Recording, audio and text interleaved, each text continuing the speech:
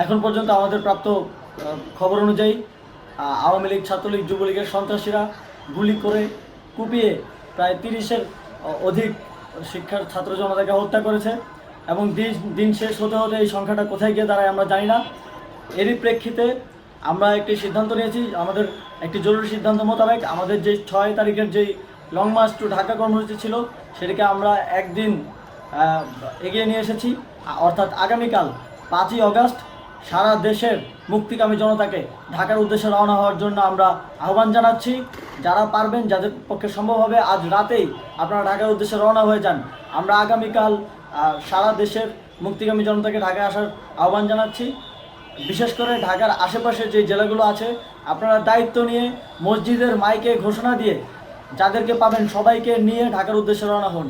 এই লড়াই আমাদের জন্য একটি চূড়ান্ত লড়াই। আমরা চূড়ান্ত ঘোষণার জন্য প্রস্তুত, আমরা গণভবনের দিকে যাত্রার জন্য প্রস্তুত এবং সেই উদ্দেশ্যেই আপনারা সবাই ঢাকা আসুন। আমরা আপনাদের সবাইকে নিয়ে আমাদের চূড়ান্ত দাবি আদায়ে এগিয়ে যাব। আমি জানি না সমন্বয়করা আজকে রাতে বেঁচে থাকতে পারবে কিনা, কিন্তু আপনাদের উপর আমরা এই দায়িত্ব দিচ্ছি। আপনারা সবাই নিজ দায়িত্বে ঢাকায় আসবেন আগামীকাল এবং পরশু পরিস্থিতি বিবেচনা করে পরশু গণভবনের দিকে 4 দিক থেকে আমরা রওনা হব। আমরা খুব আতঙ্কের সাথে লক্ষ্য করছি যে ছাত্রলীগ, যুবলীগ এবং আওয়ামী লীগের গুন্ডারা পুলিশের অস্ত্র দিয়ে পর্যন্ত সাধারণ জনগণের উপর হামলা করছে।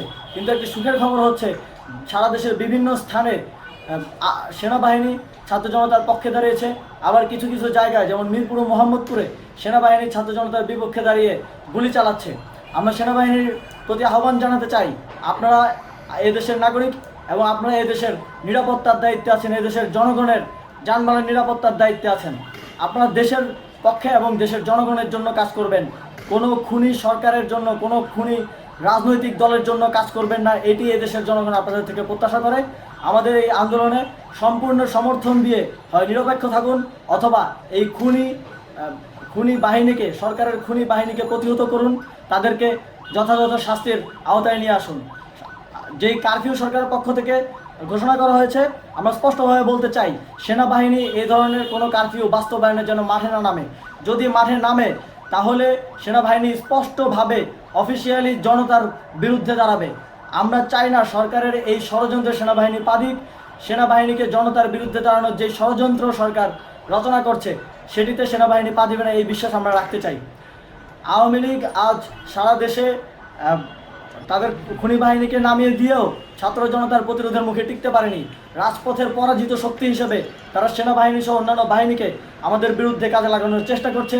এই চেষ্টাকে, এই ষড়যন্ত্রকে ব্যর্থ করতে হবে এবং আগামীকাল সারা দেশে মসজিদে মসজিদে ঘোষণা দিয়ে ঢাকার উদ্দেশ্যে আপনারা রওনা হন। প্রত্যেকটি পরিবার থেকে অন্ততপক্ষে একজনকে ঢাকার উদ্দেশ্যে রওনা করে দিন, এই ইতিহাসের সাক্ষী হতে, একটি নতুন বাংলাদেশের অভ্যুদয় ঘটানোর একজন কর্মী হতে। ধন্যবাদ সকলকে।